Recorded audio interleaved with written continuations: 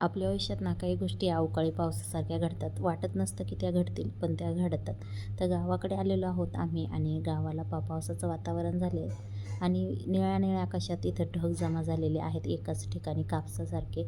आणि थोड्याच वेळात पाऊस पण चालू झाला आणि गावाकडे पाऊस चालू झाला की सामान्य शेतकऱ्याची एवढी धांदल उडते ना, काही विचारूच नका. आता इथं एवढी धांदल उडाली ना की हे झाक ते झाक, कांद्याची आरण झाक हे झाक. आणि हे सगळं झाकताना लहान मुलांचं काय असतं तर पावसात भिजायला जायचं. आता वडिलांना बरं नाही तरीसुद्धा इथं ते उभं राहून ना सांगत आहे की झाकून घ्या झाकून घ्या. तर इथं पाऊस काही जास्त वेळ चालला नाही, थोडाच वेळ चालला. नंतर मस्त असं थोडंसं कोवळंच ऊन पडलं. मग पोरं अशी खेळत होते फुटबॉल, छान खेळत होते म्हणून भारी वाटलं त्यांना असं पाहताना, म्हणून त्यांचा व्हिडिओ मी कॅप्चर करून घेतला. आणि ना गावाकडे आहे, गावाकडे नेटवर्क प्रॉब्लेम आहे, त्यामुळे व्हिडिओ टाकायलाही जमत नाही आणि एडिटही करायला जमत नाही, काही प्रॉब्लेम चालू आहेत त्यामुळं. आणि मी सध्या खूप धर्मसंकटात पडलेली आहे, काय करावं तेच समजत नाही.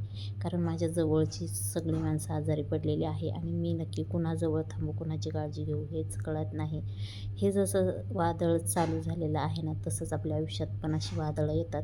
हे वादळ तरी जरा वेळ थांबतं, पण आयुष्यात काही वादळ अशी येतात ना, ते लवकर थांबतच नाही. एवढंच साठ्याचा वारा सुटला होता ना की मोठे मोठे झाडंसुद्धा वाकत होते.